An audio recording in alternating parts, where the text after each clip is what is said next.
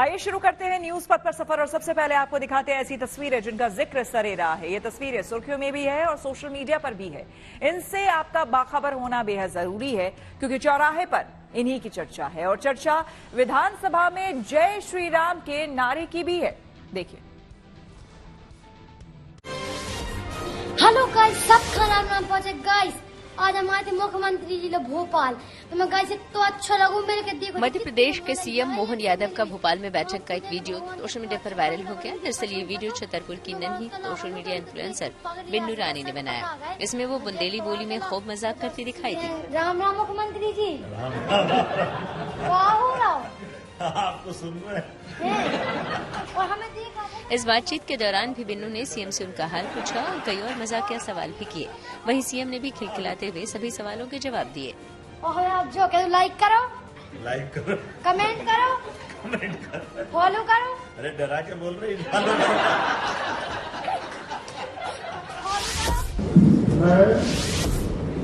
जय श्री राम। अहम शगुन परिहार विधानसभाया सदस्य निर्वाचित। जम्मू कश्मीर के किश्तवाड़ विधानसभा सीट से बीजेपी की विधायक शगुन परिहार एक बार फिर चर्चा में आ गई। दरअसल उन्होंने विधानसभा में जय श्री राम का नारा लगाया और फिर संस्कृत में शपथ ली।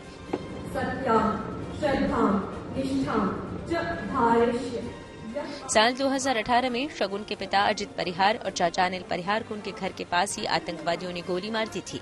शगुन के चाचा उस वक्त बीजेपी के प्रदेश सचिव थे।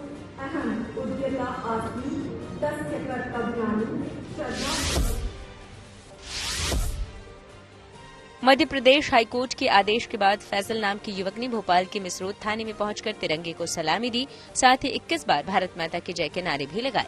भारत माता की जय, भारत माता की जय, भारत माता की जय। इस दौरान उन्हें देखने के लिए भीड़ भी जुटी। दरअसल फैजल पर हिंदुस्तान के खिलाफ और पाकिस्तान के पक्ष में नारे लगाने का आरोप लगा था। फिर अदालत ने उसे जमानत दे दी, लेकिन इसके साथ ही कुछ शर्तें भी जोड़ी जो चर्चा का विषय बन गई। इन शर्त के तहत उसे महीने में 2 बार पुलिस स्टेशन जाना होगा, 21 बार राष्ट्रीय ध्वज को सलामी देनी होगी और हर बार भारत माता की जय कहना होगा। हालांकि अब फैसल का कहना है कि उससे नशे में ऐसा हुआ और उसे अपनी गलती का एहसास है। आज मैंने सलामी दी है 21 बार और 21 बार सलामी देते रहूंगा हमेशा। गलती का एहसास है आपको? जी बिल्कुल है। अच्छा, एक बार फिर से बोल दीजिए जो आज आपने याद। भारत माता की जय। गैंगस्टर लॉरेंस बिश्नोई के नाम की एक बार फिर से सोशल मीडिया पर चर्चा शुरू हो गई। दरअसल लॉरेंस पर 1,11,11,111 रुपए का इनाम रखा गया। ये इनाम करणी सेना के राष्ट्रीय अध्यक्ष राज शेखावत ने रखा। उन्होंने दावा किया कि सुखदेव सिंह गोगामेड़ी की हत्या भी लॉरेंस बिश्नोई ने करवाई थी। साथ ही उन्होंने कहा कि जो पुलिस कर्मचारी लॉरेंस बिश्नोई का एनकाउंटर करेगा उसको करणी सेना की ओर से ये इनाम दिया जाएगा। जो पुलिसकर्मी लॉरेंस बिश्नोई का एनकाउंटर करेगा उस पुलिसकर्मी को 1,11,11,111 रुपए का पुरस्कार करणी सेना द्वारा प्रदान किया जाएगा। छत्तीसगढ़ के राजनांदगांव में 9 नए पुलिस जवान मिसाल बन गए। दरअसल वो नक्सली विचारधारा छोड़कर समाज की मुख्यधारा में लौटे थे। आत्मसमर्पण करने के बाद वो पुनर्वास नीति के तहत पुलिस विभाग में शामिल हुए। अब उन्होंने ट्रेनिंग पास कर दीक्षांत समारोह में देश सेवा की शपथ ली, यानी अब वो खुद नक्सलवाद को खत्म करने में अहम भूमिका निभाएंगे। जिंदगी का सफर सुहाना हो, इसके लिए सावधान रहना जरूरी है। रोजमर्रा के आपाधापी में कुछ देर बैठकर सोचना समझना भी जरूरी है कि आपके आसपास क्या हो रहा है और जो कुछ हो रहा है उससे हमारी जिंदगी, हमारा परिवार कैसे प्रभावित हो सकता है। इसलिए हॉर्न बजाकर बाखबर करने वाली खबर जरूरी होती है। और आज की ये खबर देश के सीआरपीएफ स्कूलों और विमानों में बम की धमकी से जुड़ी है। देश भर में कई सीआरपीएफ स्कूलों को हॉक्स बम से उड़ाने की धमकी मिली है। जानकारी के मुताबिक ये धमकियां दिल्ली सहित कई और भी राज्यों के सीआरपीएफ स्कूलों को दी गई है। वहीं अब तक तकरीबन 200 विमानों को बम से उड़ाने की धमकी मिल चुकी है। हालांकि अच्छी बात यह है कि किसी भी विमान में कोई संदिग्ध सामान नहीं मिला है। सिविल एविएशन मंत्रालय के सूत्रों से मिली जानकारी के मुताबिक धमकियां मिलने के कारण अभी तक 500 करोड़ रुपए से ज्यादा का नुकसान हो चुका है। ऐसे में जरूरी है कि आम लोग भी बम की हॉक्स कॉल को लेकर खुद भी सतर्क हो जाए और दूसरों को भी सावधान करने के लिए हॉर्न बजाए।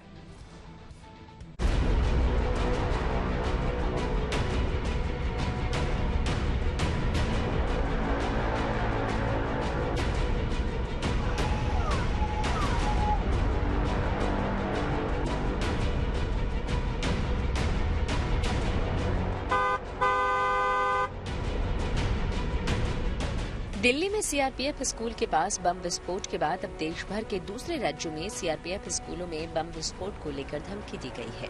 खबर है कि देश भर के सीआरपीएफ स्कूलों को ईमेल के जरिए ये धमकी दी गई। इनमें से 2 स्कूल दिल्ली और एक हैदराबाद में है। वहीं पिछले कुछ दिनों से विमानों को उड़ाने की धमकी मिलने का सिलसिला थमने का नाम नहीं ले रहा है। पिछले एक हफ्ते में देश भर की कई एयरलाइंस को 120 से ज्यादा धमकियां मिली हैं, जबकि देश भर में कई ट्रेनों को पलटाने की साजिश की गई। कहीं ट्रैक पर रखा गैस सिलेंडर मिला तो कहीं फिश प्लेट टूटी पाई गई। दिल्ली के रोहिणी में सीआरपीएफ स्कूल के पास हुए बम ब्लास्ट का मामला भी सुलझा भी नहीं था कि देश भर के सीआरपीएफ स्कूलों को हॉक्स बम कॉल से उड़ाने की धमकी मिली। सोमवार रात को आए ईमेल के जरिए स्कूल मैनेजमेंट को धमकी दी गई। जानकारी के मुताबिक ये धमकियां दिल्ली सहित कई और भी राज्यों के सीआरपीएफ स्कूलों को दी गई। सूत्रों के मुताबिक जिन स्कूलों में धमकी भरे मैसेज आए हैं उनमें एक हैदराबाद और 2 स्कूल दिल्ली के हैं, जिसकी शिकायत पुलिस में की गई है और पुलिस इस मामले की जांच कर रही है।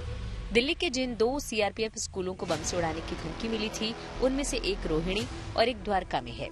हालांकि इस मेल का रोहिणी के प्रशांत विहार में हुए धमाके से कोई लिंक नहीं है। दिल्ली के सीआरपीएफ के स्कूल के पास बाउंड्री के नजदीक बम धमाके के बाद अब देश भर के कई सीआरपीएफ के स्कूलों को थ्रेट कॉल्स इस तरीके की मिली हैं, जिसमें ये कहा जा रहा है कि उसको बम से उड़ा दिया जाएगा। ऐसे ईमेल्स हालांकि जांच में ये पाया गया कि ये हॉक्स कॉल थी, लेकिन सुरक्षा एजेंसियां इस बात को लेकर के पूरी तरीके से इसको गंभीरता से ले रही हैं, क्योंकि पिछले कुछ दिनों में लगातार ये देखा गया कि एयरलाइंस को लेकर के इस तरीके से हॉक्स कॉल्स आ रही हैं। उसको लेकर के जो एसओपी है उसके आधार पर लगातार छानबीन की जा रही है। पुलिस को भी अलर्ट किया गया है इन इलाकों में। जिस तरीके की जानकारी मिल रही है उसके मुताबिक एक स्कूल हैदराबाद का है सीआरपीएफ का, जहां इस तरीके का ईमेल्स आया है। इसके साथ ही दिल्ली के 2 स्कूलों में इस तरीके के हॉक्स कॉल मिले हैं सुरक्षा एजेंसियों को, जिसके आधार पर आगे छानबीन की जा रही कि आखिर किस मकसद से इस तरीके की कॉल किया गया है। दिल्ली पुलिस के मुताबिक सबसे पहले तमिलनाडु के सीआरपीएफ स्कूल को ये धमकी मिली थी। इसके बाद स्कूल प्रशासन ने देश के सभी सीआरपीएफ स्कूलों में ये मैसेज भेज दिया था और कुछ ही देर में एक एक करके कई स्कूलों को बम से उड़ाने की धमकियां मिलने लगी। दिल्ली के 2 सीआरपीएफ स्कूलों और हैदराबाद के सीआरपीएफ स्कूल को भी ऐसा ही ईमेल मिला है। इन धमकियों से पूरे देश में हड़कंप मच गया।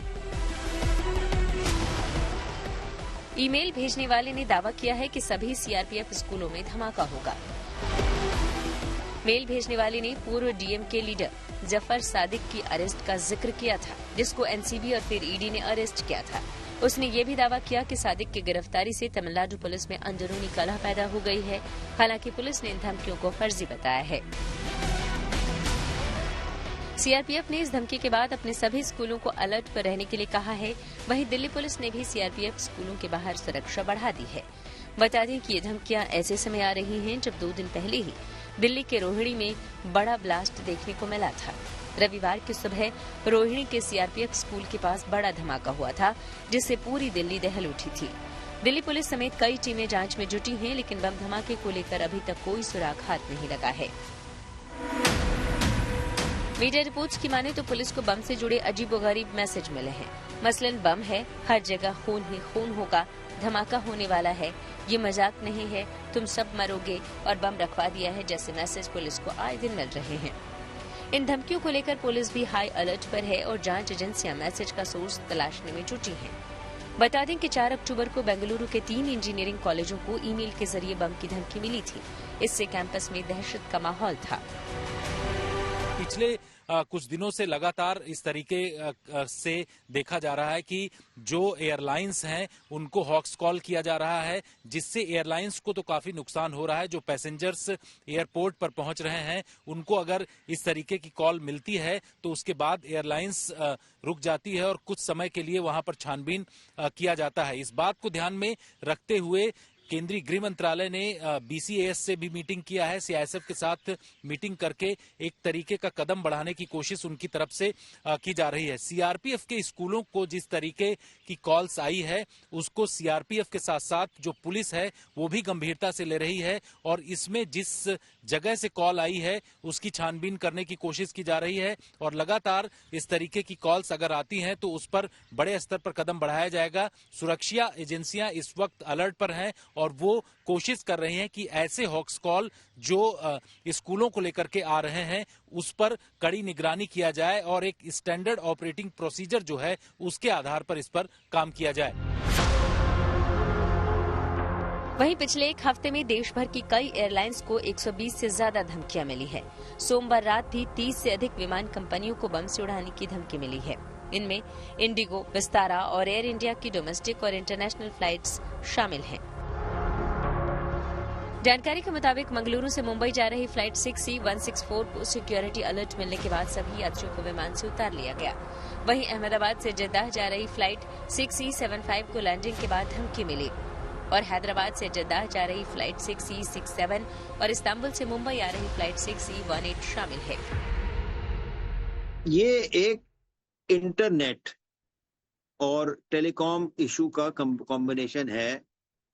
इसमें NIC को आना चाहिए, लाजिम है कि होम मिनिस्ट्री और NIC तो इसको सॉल्व करने के लिए। इसको सॉल्व करना आसान नहीं। मैंने कईयों से बात किया, एक ये हैकर एथिकल हैकर ग्रुप है, उनसे भी पूछा, वो कह रहे हैं कि इसमें बड़ा मुश्किल होता है क्योंकि जो कंट्रीज जहां से कहते हैं जी जर्मनी से आए ये लोग, वो वहां से आ रहा है नहीं आ रहा पता नहीं चलता है। दूसरा, कई कंट्रीज कोऑपरेट कर सकती हैं, कई नहीं करेंगी, पर जो हैकर है वो कभी अपने नंबर से तो करेगा नहीं, वो और किसी का नंबर पकड़ लेगा, किसी अननोन का, उसके थ्रू वो उसको हैक करके उसको करेगा। तो ये जो है मामला ये गंभीर है। इसमें मैंने देखा IQ ने भी काम किया हुआ है, इंटरपोल, इंटरनेशनल पुलिस जो कहलाती है इंटरपोल, उन्होंने भी किया है काम, पर इसमें कोई आगे समझ नहीं आ रहा कि अभी फैसला क्या हुआ, कैसे एक्शन लेंगे। खाली कह रहे हैं कि जी हम बैन कर देंगे, जो हैकर है उसको, जो कर रहा है उसको हम बैन कर देते। तो पहले नाम ही तो पता नहीं कौन है वो हैकर, कहाँ का है, कौन से देश का है, कहाँ से कर रहा है। तो ये एक मसला जो है ये ज्यादा गंभीर है। जिन फ्लाइट्स को बम से उड़ाने की धमकी दी गई उनमें इंडिगो की 10 फ्लाइट शामिल हैं। बता दें कि विमानों को लगातार बम से उड़ाने की धमकियां मिलने के बाद हफ्ते भर में 200 करोड़ रुपए से ज्यादा का नुकसान हो चुका है। इसमें फ्लाइट को अपने निर्धारित एयरपोर्ट के बजाय नजदीकी एयरपोर्ट पर उतारा जाता है। इससे ईंधन की खपत तो ज्यादा होती ही है, विमान को दोबारा जांच करने, यात्रियों को होटलों में ठहराने और उन्हें उनके मंजिल तक पहुंचाने के लिए भी व्यवस्था करनी पड़ती है। नागर विमानन मंत्री राममोहन नायडू ने कहा था कि बम की धमकियां भले ही अफवाह हों, लेकिन ऐसी चीजों को हल्के में नहीं लिया जा सकता। हम इसके खिलाफ सख्त कानून लाएंगे। There are continuous that have been observed in the last 1 week especially. So from the ministry we are thoroughly pursuing these issues, and especially in terms of the cases also have been registered and the police have been pursuing who is behind it. And from the ministry side we are looking at a change in legislation and also change in some rules. विमानों को बम से उड़ाने की धमकियों के बाद से केंद्र सरकार एक्शन मोड में है। केंद्र सरकार ने 16 अक्टूबर को फ्लाइट्स में एयर मार्शलों की संख्या दोगुनी करने का फैसला किया। इसी दिन गृह मंत्रालय ने फर्जी धमकियों को लेकर एविएशन मिनिस्ट्री से रिपोर्ट मांगी। वहीं CISF, NIA और IB को भी रिपोर्ट देने को कहा गया। Bureau of civil aviation security के साथ हुई बैठक में झूठी धमकियों से निपटने को लेकर चर्चा हुई। साथ ही यात्रियों की असुविधा और एयरलाइंस के नुकसान पर भी बात हुई। केंद्र ने 19 अक्टूबर को DGCA चीफ विक्रम देवदत्त को पद से हटाते हुए कोयला मंत्रालय में सचिव बना दिया। वहीं मुंबई पुलिस ने एक शख्स को गिरफ्तार किया। इसके अलावा छत्तीसगढ़ के राजनांदगांव से एक नाबालिग को हिरासत में लिया गया। दोनों ने इंडिगो फ्लाइट में बम की धमकी दी थी। जाहिर है स्कूलों और विमानों को बम से उड़ाने की धमकियों को गंभीरता से लेना जरूरी है। ऐसे में ये भी जरूरी है कि आम लोग भी बम की हॉक्स कॉल को लेकर खुद सतर्क हो जाएं और दूसरों को भी सावधान करने के लिए हॉर्न बजाएं।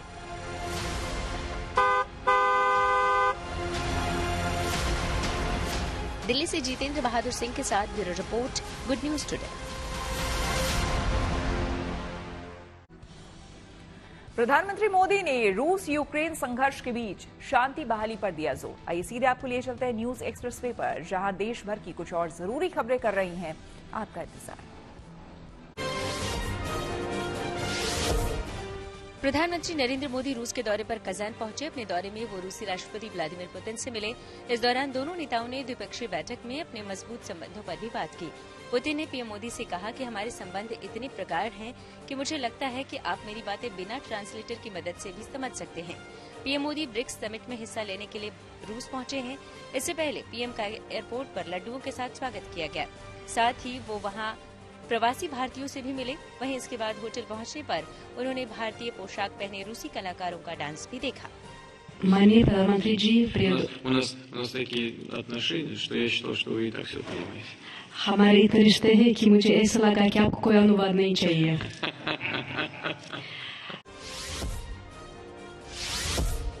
वक्फ बिल को लेकर हुई जेपीसी की बैठक में हंगामा हो गया। इसी हंगामे के बीच टीएमसी सांसद कल्याण बनर्जी चोटिल भी हो गए। दरअसल इस बैठक में कल्याण बनर्जी और बीजेपी सांसद अभिजीत गंगोपाध्याय के बीच तीखी नोकझोंक हुई। बात इतनी बढ़ी कि कल्याण बनर्जी ने टेबल पर रखी कांच की पानी की बोतल फोड़ दी। इससे उनके हाथ में गंभीर चोट लग गई। इसके बाद इलाज के दौरान उनके हाथ में 4 टांके लगाने पड़े। वहीं मीटिंग के दौरान हंगामा करने को लेकर कल्याण बनर्जी को संसदीय समिति से 1 दिन के लिए निलंबित कर दिया गया। दिल्ली एनसीआर में प्रदूषण संकट के बीच सुबह 8 बजे से ग्रैब 2 लागू कर दिया गया। इस आदेश के लागू होते ही यहां डीजल जनरेटर पर रोक लग गई। दरअसल राजधानी का AQI अब 350 तक पहुंच गया है। इतना ही नहीं, आशंका है कि बुधवार को 400 के पार भी जा सकता है। राष्ट्रीय महिला आयोग की नई अध्यक्ष विजया राहटकर ने अपना कार्यभार संभाल लिया। इस दौरान उन्होंने कहा कि वह आयोग के अच्छे कामों को आगे लेकर जाएंगी। वहीं उन्होंने महिलाओं और बच्चों के खिलाफ अपराधों से भी सख्ती से निपटने की बात कही। यूपी के सहारनपुर में होनहार बेटियों का सम्मान किया गया। दरअसल प्रशासन ने यहां इंटर की टॉपर 10 लड़कियों को 1 दिन का जिलाधिकारी, ADM, SSP बनाया। इसके अलावा भी दूसरी होनहार छात्राओं को ADM, सिटी मजिस्ट्रेट, CDO और दूसरे अधिकारियों के पद दिए गए। ये सम्मान मिलने पर ये छात्राएं भी उत्साहित नजर आईं।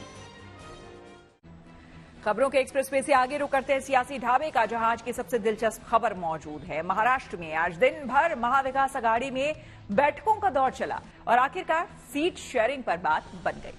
महाराष्ट्र विधानसभा चुनाव के लिए महायुति के बाद अब महाविकास आघाड़ी में शामिल दलों के बीच भी सीट बंटवारे पर आम सहमति बनी।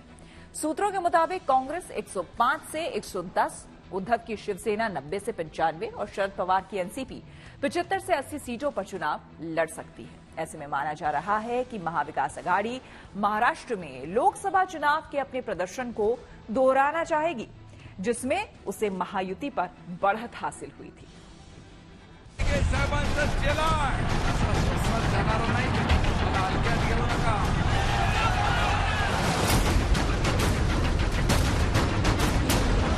काँग्रेसने जर राष्ट्रवादीने एक मोठं बघावं की त्यांच्या देखील माझा आता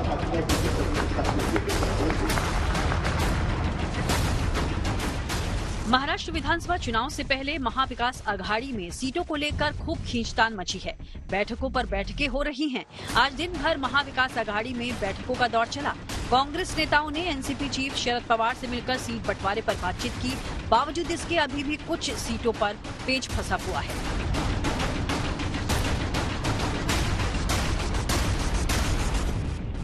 जानकारी के अनुसार सीट बंटवारे को लेकर कांग्रेस की बात पर एनसीपी शरद गुट और उद्धव की शिवसेना रजामंदी नहीं जता रहे। दरअसल महाराष्ट्र में कांग्रेस सबसे ज्यादा सीटों पर चुनाव लड़ना चाहती है। कोई नाराजी नहीं है, नाराजी किसी के नहीं है। सीट शेयरिंग में इस तरह का होते ही रहता है। और आज मीटिंग आपकी किन के साथ होने वाली है? बाला सब थोड़ा या बाकी और महाविकास आघाड़ी कब भी होगा? अभी थोड़ा साहब को हमने जो भेजा था, क्या उन लोगों ने मैसेज लाया, उसका मीटिंग एक होगा हमारा, बाद में सीट शेयरिंग का। बाद में ये बातें भी आई कि कुछ बीजेपी के नेता मिले हैं उद्धव जी को और ये सब चीजें बहुत सारा। अभी तो पोला बहुत फूटने वाला है। पोला फूटने वाला है। अभी खेल शुरू हुआ है। बीजेपी ने खेल रखा था और बीजेपी का कैसा खेल टूटता है अब देखिए आ गया। शरद पवार साहब से उनका चर्चा होगी, बाद में मातोश्री पर आएंगे, फिर कांग्रेस नेताओं के साथ उद्धव ठाकरे जी और हम सब शिवसेना के नेता लोग उनके साथ भी चर्चा करेंगे और बाद में हम देखेंगे आगे क्या करना है। लेकिन सब कुछ ठीक ठाक है, चिंता मत करिए। सर, मुंबई की 3 सीटें और विदर्भ की 12 सीटों की जो बात चल रही जिसको लेकर कराकनी थी, अभी क्या स्थिति, क्या पूरा हम देख लेंगे ना, तो मीडिया पर क्यों बात करूं? हम देख लेंगे। 3 सीट, 4 सीट, 15 सीट, 288 सीट पर चर्चा चलती है ना, 2-3 सीट की थोड़ी चर्चा होती है, हो जाएगा सब, आप चिंता मत करिए। जो कांग्रेस कह रही है वही शरद पवार वाली एनसीपी भी कह रही है, और खास बात यह है कि वही उद्धव ठाकरे वाली शिवसेना भी कह रही है कि कहीं कोई विवाद नहीं है, बावजूद इसके सीटों का बंटवारा नहीं हो पा रहा।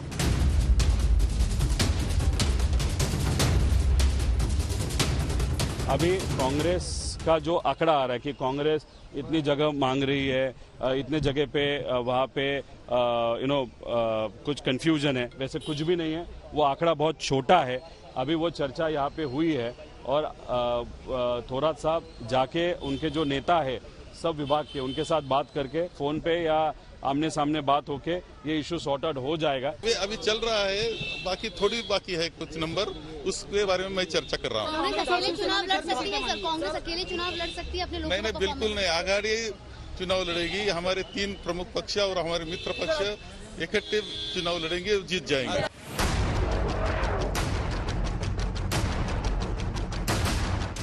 उधर बीजेपी ने रविवार को ही 99 उम्मीदवारों की अपनी पहली लिस्ट जारी कर दी थी। महायुति गठबंधन में सीट शेयरिंग की बात लगभग पूरी हो चुकी है। वहीं विपक्षी गठबंधन महाविकास अघाड़ी में अभी सीटों का बंटवारा भी पूरा नहीं हो पाया है। लेकिन अजीत की एनसीपी चाहती है कि चुनाव के बाद अजीत पवार को मुख्यमंत्री बनाया जाए, जिस पर कांग्रेस ने महायुति पर तंज कसा। मैंने कल से मैं यहाँ पे हूँ कि मुझे एवी फॉर्म मिले, और वहाँ पे भारतीय जनता पार्टी की वो जगह है। अगर ऐसा कोई ट्विस्ट आया, मेरे पार्टी के वरिष्ठ नेता ने कोई बता दिया कि भाई ठीक है आप रुक जाओ, तो मैं मेरी पार्टी का जो आदेश रहेगा वो मैं मान्य करूंगा। महाविकास आघाड़ी में कोई आलबेल नहीं है अभी तक, लेकिन महायुति के तीनों वरिष्ठ नेता जहाँ कई कार्यकर्ता थोड़े डिस्टर्ब है, वहाँ उनको बैठ के उनकी सब नाराजगी दूर करने का पूरा प्रयास कर रहे हैं। हमारे से ज्यादा तो महायुति में गड़बड़ है। उनके नेताओं के बंगलों पे जाइए, कैसा लोगों का मारपीट चल रही है, वो भी थोड़ा सा मीडिया ने दिखाना चाहिए। सीट शेयरिंग में प्रॉब्लम होता ही है, कार्यकर्ताओं का प्रेशर होता है, सब चीजों का प्रेशर होता है। नेताओं को लगता है कि नहीं भाई कार्यकर्ताओं के सम्मान के लिए वो सीट लेना चाहिए। तो ये हमारा जो इशू है वो आजकल में क्लोज होगा। महाराष्ट्र के विदर्भ में विधानसभा की कुल 62 सीटें हैं। पिछले चुनाव में पुरानी शिवसेना और बीजेपी गठबंधन ने इस इलाके से 27 सीटें जीती थी। बीजेपी को 15 और शिवसेना को 12 सीट पर कामयाबी मिली थी। कांग्रेस को अकेले 29 सीटों पर जीत मिली, जबकि शरद पवार की एनसीपी को 5 सीटें मिली थी। और अजीत पवार के बगावत के बाद भी विदर्भ के विधायक शरद पवार के साथ बने रहे, जबकि शिवसेना में विद्रोह के बाद 4 विधायक एकनाथ शिंदे के साथ चले गए और 8 विधायक उद्धव ठाकरे के साथ बने रहे।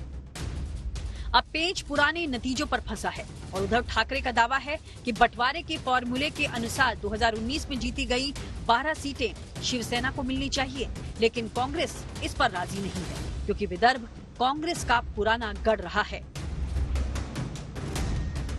Bureau report, good news today. News web पर आगे है धन बाजार, जहां शेयर बाजार से लेकर कारोबार तक सभी अहम खबरें होती हैं, जिसका सीधा रिश्ता आपकी आमदनी आपकी जेब से होता है। तो तेज रफ्तार खबरों के बीच ये जरूरी खबरें छूट ना जाए, इसलिए सीधे आपको लिए चलते हैं धन बाजार।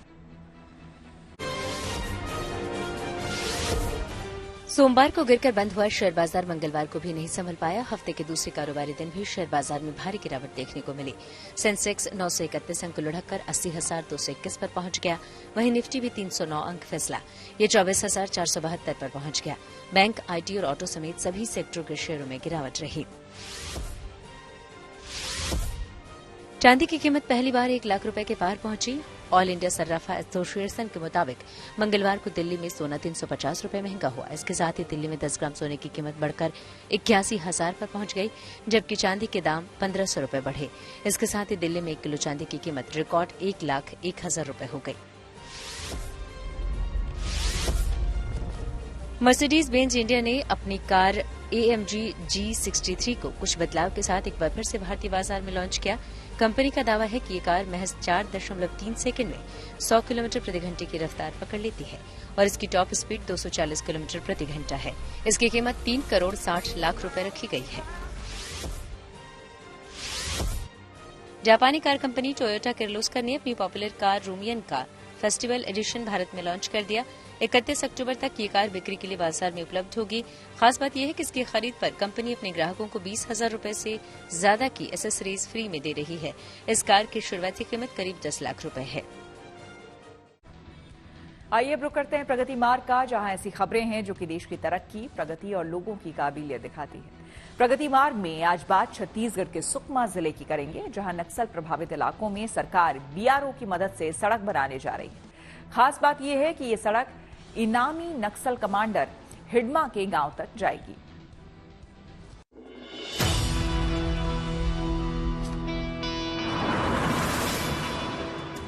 छत्तीसगढ़ के सुकमा में ये वही इलाका है जिसे नक्सलियों का सबसे मजबूत गढ़ माना जाता है, लेकिन अब इस गढ़ को भेदने की तैयारी हो रही है। यहाँ विकास योजनाओं को जमीन पर लाने की कोशिशें तेज हो गई हैं और इसी कड़ी में एक अहम फैसला हुआ है इन इलाकों में सड़क बनाने का, जिसे बीआरओ यानी बॉर्डर रोड ऑर्गेनाइजेशन बनाएगा। और ये सड़क सिलगेर से होते हुए पुवर्ती तक जाएगी। पुवर्ती जो नक्सल कमांडर हिडमा का गाँव भी है और इसे माओवादियों का सबसे बड़ा गढ़ भी माना जाता है।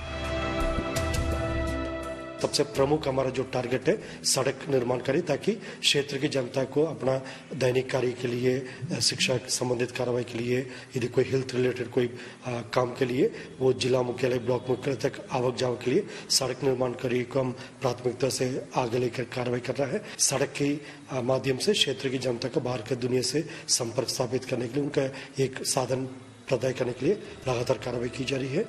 जानकार भी मानते हैं कि छत्तीसगढ़ के इन नक्सल प्रभावित इलाकों को नक्सल मुक्त बनाने का सपना तभी साकार हो सकेगा जब यहाँ इंफ्रास्ट्रक्चर बेहतर होगा। ऐसे में जब केंद्र सरकार की निगरानी में बीआरओ सड़क निर्माण करने जा रहा है तो सबको इससे बेहतर परिणाम की उम्मीद है। मुझे लगता है एक बेहतर कोऑर्डिनेशन के साथ अगर बीआरओ को काम करने का यहाँ पर दिया गया तो आने वाले समय में बस्तर में जो है इंफ्रास्ट्रक्चर बहुत शानदार हो जाएगा और कहीं न कहीं नक्सल ऑपरेशन को लेकर के जो जिन कमियों से जूझते रहे हैं जवान, जिनके कारण जो है कई बार उनको जाने भी गंवानी पड़ी है, मुझे लगता है ये इसमें काफी कमी आएगी और नक्सल मुक्त बस्तर का सपना जल्दी साकार होगा। नक्सली हमेशा से विकास का विरोध करते रहे हैं। ऐसे में सरकार की इस पहल से न सिर्फ नक्सलवाद की कमर टूटेगी बल्कि गांव में विकास होने से लोगों का जीवन भी आसान होगा। सुकमा जिले की पुवर्ती गांव क्यों मैं आपको बताना चाहूंगा। पुवर्ती गांव नक्सली कमांडर हिडमा जो 1 करोड़ का इनामी है, छत्तीसगढ़ का सबसे मोस्ट वांटेड नक्सली है, उसके गांव में कुछ दिन पहले जवानों ने कैंप खुल गया था, लेकिन अब बीआरओ वहां पर सड़क बनाएगी। सिलगेर से पुवर्ती तक बीआरओ अब सड़क बनाएगी वहां। और आपको बताना चाहूंगा अब धीरे धीरे पुवर्ती की तस्वीर बदल रही है। अगर सड़क बन जाती है उस इलाके में तो निश्चित तौर पे नक्सलवाद को एक बड़ा झटका होगा।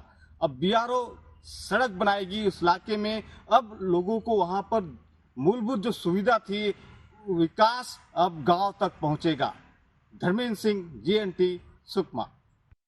न्यूज पथ के सफर में अब सोशल अड्डा का रुख करते हैं, जहां आज बात होगी कैब सर्विस से जुड़ी एक वार्निंग की, जिसकी चर्चा इंटरनेट पर खूब हो रही है। आमतौर पर आजकल हर कोई शहरों में कैब सर्विस यूज करता है, लेकिन सोचिए कि कैब में बैठते वक्त आपको कैब ड्राइवर के बनाए कुछ रूल्स या फिर वार्निंग से दो चार होना पड़े तो कैसा लगेगा।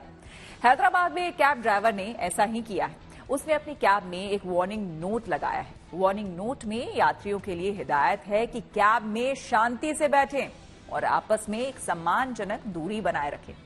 खास तौर से कपल यात्रियों को वार्निंग देते हुए लिखा गया है कि नो रोमांस, ये कैब है, आपकी प्राइवेट जगह नहीं है। हैदराबाद की इस कैब में लगा वार्निंग नोट सोशल मीडिया पर वायरल हो गया। लोग इसे देखकर हंस भी रहे हैं और हैरानी भी जता रहे हैं। एक यूजर ने ड्राइवर की ओर से दी गई स्पष्ट चेतावनी पर लिखा है कि ये कैब यात्रियों के लिए एक नैतिक और जरूरी संदेश है। वहीं एक दूसरे यूजर ने अपनी प्रतिक्रिया में लिखा है कि बेंगलुरु और दिल्ली में तो ऐसी सोच देखी थी, लेकिन हैदराबाद में भी ये इतनी जल्दी आ जाएगी ऐसा सोचा नहीं था।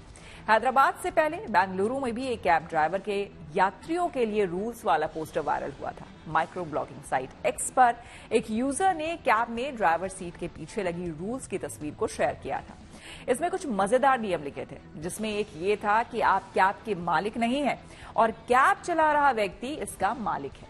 यात्रियों के लिए दूसरा रूल ये लिखा था कि वे कैब ड्राइवर को भैया ना बोलें और दरवाजा धीरे से बंद करें।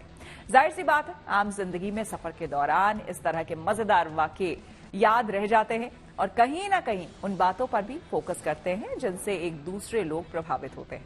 कैब सर्विस से जुड़े इन वायरल नोट को लेकर हमने कुछ लोगों से बात की और उनकी राय जानी।